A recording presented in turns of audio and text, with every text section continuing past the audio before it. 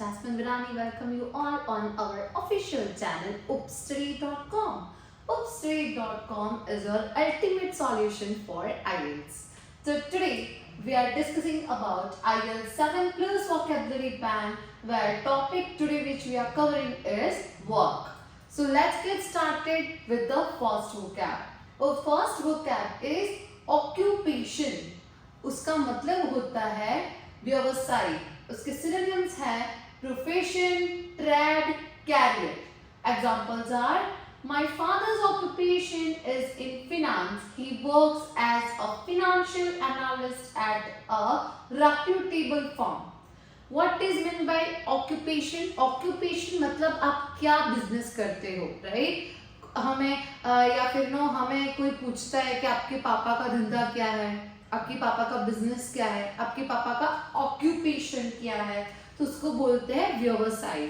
Okay, सो यहाँ पे क्या था, ये क्या बोल रहे हैं, माय फादर, मेरे पापा का ऑक्यूपेशन है कि वो फिनांस के अंदर काम करते हैं as a finance analyst reputable firm के अंदर.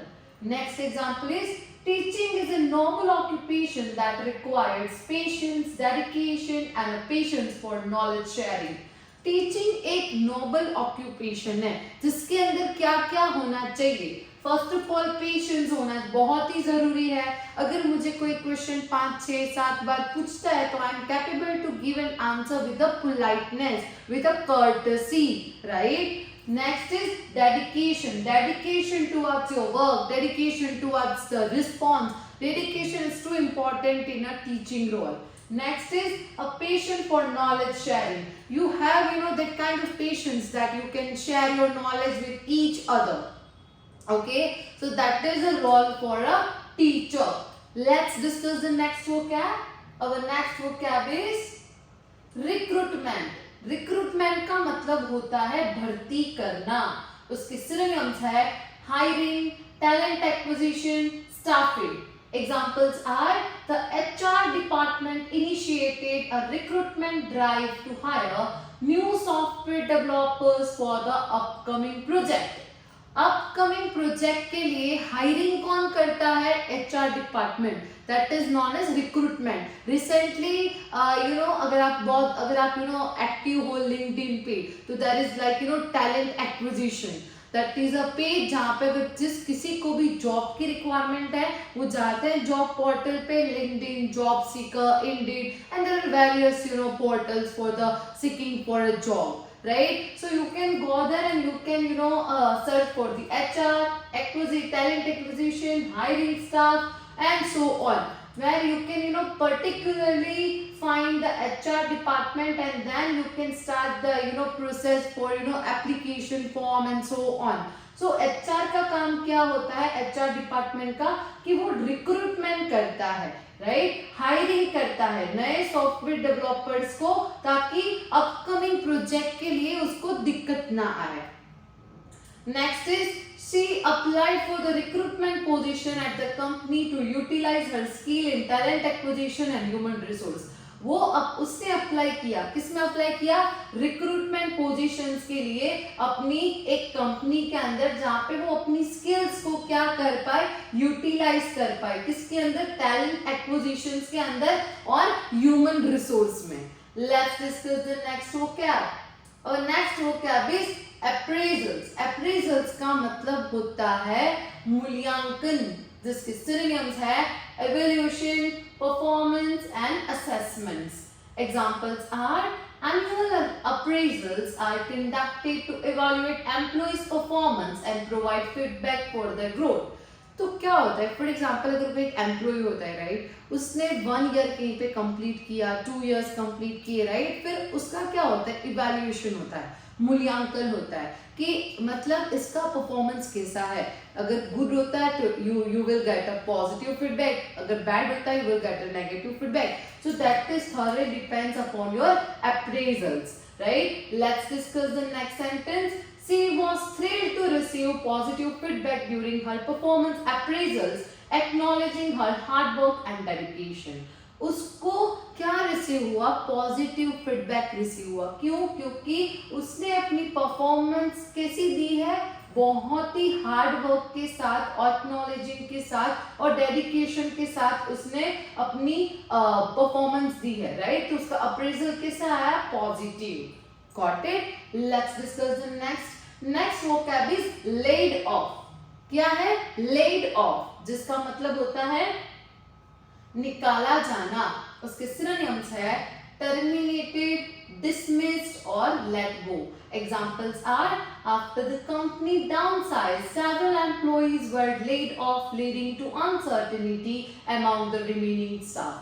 क्या होता है? फॉर एग्जाम्पल अगर आपको पता है, राइट, स्कूल के अंदर अगर बहुत ज्यादा एक लड़का है जो नोटोरियस है, बहुत मस्ती करता है, शैतानी है, किसी की बात नहीं सुनता है, तो क्या होता है? उस पे एक बार वार्निंग आती है, फिर है ना स्ट्रिक्ट डिसीजंस लिया जाता है कि भाई no, we don't need this student in our school, in our college for long period of time. तो उसको क्या दे देते? एलसी दे देते। अभी आते हैं कंपनी पे। तो कंपनी के अंदर क्या होता है? जो भी स्टाफ काम करता है उसका अगर बिहेवियर अच्छा नहीं होता, परफॉर्मेंस अच्छा नहीं होता, तो उसको कंपनी में से निकाला जाता है, जिसको हम बोलते हैं लेड ऑफ। क्या बोलते हैं? Laid off. Let's see the next example. Despite his dedication, John was unfortunately laid off due to budget cuts within the department. अभी क्या हुआ? अगर आपका परफॉर्मेंस अच्छा है, आपका डेडिकेशन अच्छा है, हार्डवर्क आप करते हो, बट कई बार ऐसा होता है due to financial cut off, company के फिनेंशियल कट ऑफ के कारण भी एम्प्लॉय को लाइड ऑफ कर दिया जाता है, निकाल दिया जाता है, तो उसमें भी that is work as a laid off. Got it? Let's discuss the next example. Next example is demotion. क्या है? Demotion, जिसका मीनिंग होता है अवनति। अवनति, जिसके synonyms है downgrade, reduction in rank and displacement. Examples are due to reconstruction. My bad. Examples are due to restructuring, due to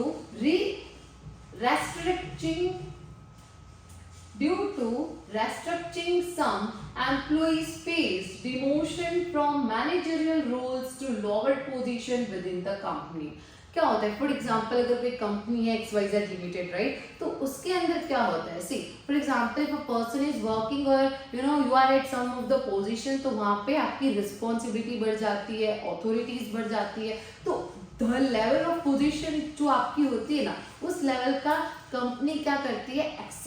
expect करती है आपसे उतना लेवल का वर्क, राइट? अगर आप नहीं दे पाते हो तो they will demolish, they will demotion, आपकी पोजीशन डिमोशन कर देते हैं लोअर पोजीशन पे, right?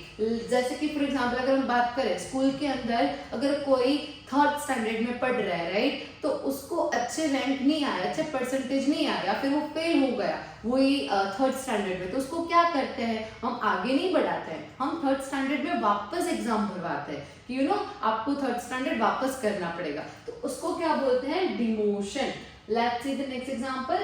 His consistent underperformance led to his demotion from team leader to a regular staff member.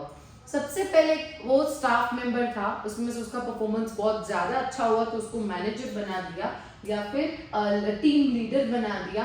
उसके बाद when his performance get downward demotion, तो he will get the same position what he or she was gaining before.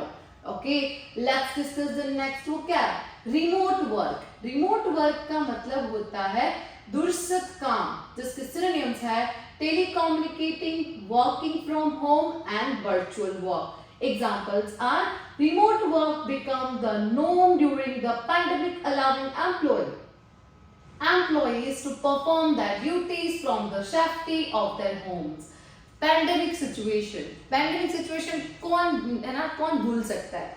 Pandemic situation जब corona pandemic था, corona चल रहा था, तब की बात थी जहां कोई अपने घर के बाहर नहीं निकल सकता था, तो उसके लिए क्या करते थे? हम अपना काम तो बंद नहीं कर सकते, है ना, तो हम लोग क्या करते थे? रिमोट वर्क करते थे।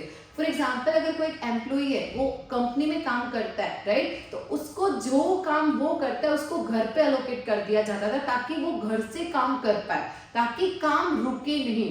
Anyway we have to manage, right? वैसे ही जो स्टूडेंट्स थे, है ना, तो उनके लिए क्या दूसरा रास्ता निकाला ताकि वो ऑनलाइन कोचिंग ले पाए, right. You know we can do the distance learning, so likewise हम वर्चुअल वर्क भी करते थे पैंडेमिक सिचुएशन के अंदर, उसको हम बोलते हैं remote work. Okay, let's discuss the next example. The company implemented policies to facilitate effective communication and productivity for remote work arrangement. Company ने क्या इंप्लीमेंट किया और कौन सी फैसिलिटीज इंप्लीमेंट की ताकि जो वो इफेक्टिव कम्युनिकेशन कर पाए, कैसे कर पाए, वो प्रोवाइड कर रहे थे क्या, रिमोट वर्क, तो उसके लिए अरेंजमेंट करनी पड़ती है ना, सच टाइप ऑफ सॉफ्टवेयर देने पड़ते हैं ताकि वो, है ना, घर पे बैठ के काम कर पाए, जैसे कि कोई भी काम रुके नहीं, है ना। तो such type of company has implemented policies as well as facilities to make effective communication as well as productivity for remote work arrangements. Let's discuss the next vocab. Next vocab is efficiency. efficiency का मतलब होता है कुशलता, जिसके synonyms है productivity, effectiveness and optimization. Examples are improving efficiency in production process lead to reduce cost and increase profitability for the company. Improve efficiency. efficiency का मतलब होता है सतत प्रोडक्टिविटी। फॉर एग्जाम्पल अगर कोई एक हमने एक प्रोडक्ट लॉन्च की, राइट, वो हमने पहले अगर हम स्टार्ट करेंगे वो प्रोडक्ट सेल करने के लिए, तो ऐसा तो नहीं है ना कि इमीडिएटली 100 कस्टमर्स को हम, है ना, मतलब पहुंच पाए, नहीं। सबसे पहले स्टार्टिंग में कोई 5 लोग खरीदेंगे, फिर क्या हुआ 10 लोग खरीदेंगे, वैसे चैनल बढ़ती जाएगी कंज्यूमर की, उसको क्या बोलते हैं, एफिशिएंसी। क्या बोलते हैं, efficiency. Let's discuss the next example. She implemented new software system to streamline operations and enhance overall efficiency in the workplace. Workplace के अंदर उनको ज्यादा एफिशिएंसी बढ़ानी थी काम की, तो उन्होंने क्या इंप्लीमेंट किया, नए सॉफ्टवेयर, ताकि स्ट्रीमलाइन ऑपरेशंस चल पाए, vice versa, one by another smoothly. तो उसकी क्या हुआ, एफिशिएंसी बढ़ गई, कहाँ की, वर्कप्लेस की, right. Let's discuss the next vocab. Our next vocab is cover letter. Cover letter का मतलब होता है आवेदन पत्र, जिसके synonyms है application letter, introduction letter, job application document. Examples are writing a compelling cover letter is crucial to grab the attention of potential employees when applying for a job. आपको पता है, फॉर एग्जाम्पल अभी recently अगर किसी को भी job चाहिए ना, तो कंपनी या फिर HR डिपार्टमेंट, टैलेंट एक्विजिशन, वो सबसे ज्यादा क्या मांगता है, वो कॉल करके आपको डायरेक्टली से नहीं बोलेंगे कि हाँ यहाँ पे वैकेंसी आप आ जाओ, वो सबसे पहले क्या बोलेंगे, आपको रिज्यूम दो, है ना। उससे क्या होता है, वो आपको थॉरली इवैल्यूएट करता है, मूल्यांकन करता है आपका रिज्यूमे, फिर वो गैस करता है कि नहीं, क्या ये बंदा या फिर ये कैंडिडेट मेरे कंपनी के लिए सूटेबल है या नहीं है ना। तो उसके लिए क्या होता है कि आप अगर कवर लेटर, रिज्यूम के पहले कवर लेटर होता है, that is such type of application. उससे क्या होता है, अगर आप कवर लेटर अटैच करते हो ना आपके रिज्यूम के साथ, तो वो आपको और ज्यादा आपके चांसेस बढ़ा देता है। क्यों? क्योंकि cover letter is such kind of thing where it will grab the attention of interviewer, it will grab the attention of the what we can say, the one HR department or potential employee when applying for a job. Okay, let's discuss the next example. She meticulously tailored her cover letter to highlight her experiences and qualification for the position. उसमें क्या होता है, cover letter के अंदर सबसे ज्यादा हम क्या मेंशन करते हैं, क्या हाईलाइट कर सकते हैं, हमारा क्वालिफिकेशन क्या है, हमारा एक्सपीरियंस क्या है, हमारी स्किल्स क्या है, ताकि मैं दूसरे कैंडिडेट से अलग हूँ, है ना। तो वो क्या करता है, वो सबसे ज्यादा अट्रैक्शन देता है, सबसे ज्यादा ग्रैब करता है हमारा अटेंशन, किसके द्वारा, जॉब के द्वारा, right. Let's discuss the next vocab. Our next vocab is career progression, career progression का मतलब होता है कैरियर प्रगति, जिसके सिनोनिम्स है advancement, professional growth and career development. Examples are continuous learning and acquiring new skills are essential for career progression and advancement. Continuously, see, कई बार हमने सुना है ना, जो बड़े लोग होते हैं उनके मुंह से कि B a life long learner, जब तक जीते हो तब तक acquire knowledge that will beneficial in your life. Not here. If you want to get a career progression, if you want to get a career growth, that will definitely beneficial because ज्ञान है ना कभी व्यर्थ नहीं जाता किसी का भी, चाहे वो कोई भी फील्ड का क्यों ना हो, है ना। तो ज्ञान कभी बंद नहीं करना चाहिए, कभी पढ़ाई, कभी आप कभी ऐसे नहीं सोचना चाहिए कि नहीं मैं तो है ना, मुझे तो इतना चाहिए था, मुझे मिल गया, अभी मुझे क्या फायदा और ज्यादा पढ़ के, ऐसा कभी नहीं सोचना चाहिए, राइट। तो लाइफ में, जीवन में कभी भी मौका मिले तो be a life long learner, okay, that will definitely beneficial in your life. So यहाँ पे क्या था, उसके कंटिन्यूअस लर्निंग के कारण और उसके कंटिन्यूअस नॉलेज अक्वायरिंग के कारण उसने नई स्किल डेवलप की ताकि उसको अपने कैरियर प्रोग्रेशन के अंदर प्रोग्रेस करने में ज्यादा हेल्पफुल हुआ। Next example is through dedication and hard work she managed to achieve rapid career progression within the marketing department.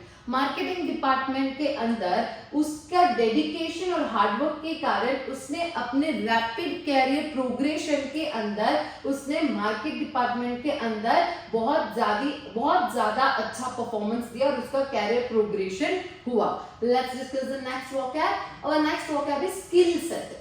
Skill set का मतलब होता है कौशल समूह, जिसके सिनोनिम्स है competences, abilities and expertise. Examples are his diverse skill set in programming language made him a valuable asset to the IT term.